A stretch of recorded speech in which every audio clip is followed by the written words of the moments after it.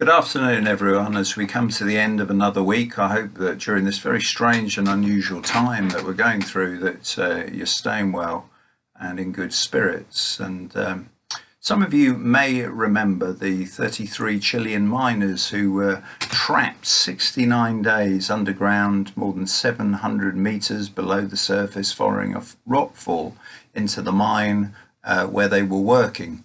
And the trauma that they went through, and the trauma resulted in a perspective that was changed by many people as you read the news reports and you listened to the relatives talking after the miners had been rescued. In fact, the BBC headline read on the 14th of October 2010, miners clock off 69 days day shift from hell. But what happened was the traumatic experience changed the perspective of many, many people who either went through it themselves or a relative or a close friend. And one of the sisters of the miners who had been trapped following her brother's release said this: "I'm going to give him a really good kicking. He said the mine was crying." Now, crying is a term that miners use when rocks fall from the ceiling of the tunnels. And she said, and yet he still went in anyway. How stupid is that? Hopefully this will teach us not to chase money, but to be humble and treasure our friends and family instead.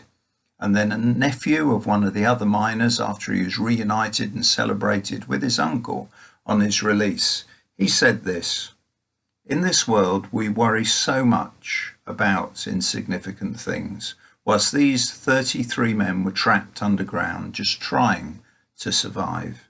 Maybe it's time we all started concentrating on the vital things of life, and these 2 months have shown that everyone counts." Jesus would agree with these comments on what is really important. He would agree on the perspective that these relatives gave and the other perspective that other people gave at that time following this trauma.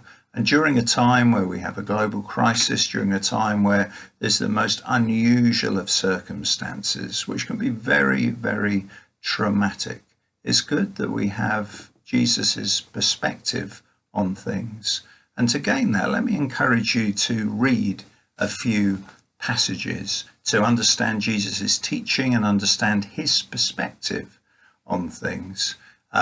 I'd encourage you to read Matthew 6:19 to 24, which gives Jesus' perspective on money. Then the following verses 25 to 34 regarding anxiety and worry. And then if you go forward to chapter 18 and the first 6 verses there, Jesus talks there about humility and the importance of that.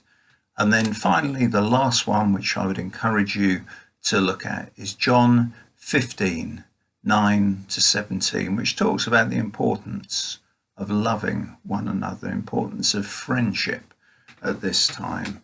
So let me encourage you to do that. And my prayer would be, as you read these passages, as you meditate on them, as you just think through what's being said and pray into them, that the Holy Spirit would minister to you.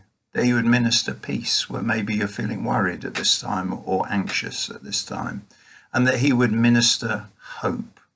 Jesus was always full of hope. We are a people who can minister hope to others.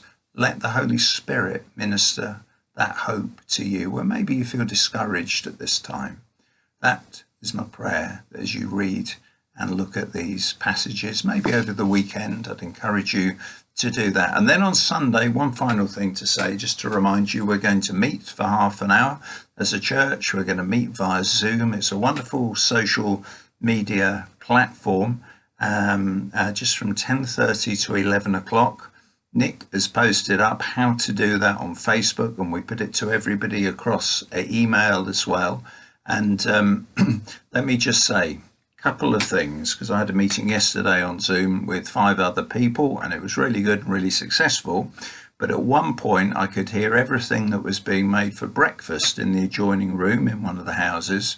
And then at another point, at 2 separate points, in fact, scantily clad people walked across the background of one of the other participants. So the computer will hear everything and transmit everything, and the camera will see everything. So if you've got other people in the house, maybe shut the room where you are and just tell them, look, this is on camera. But let me encourage you to join and just take those precautions. Okay, God bless you.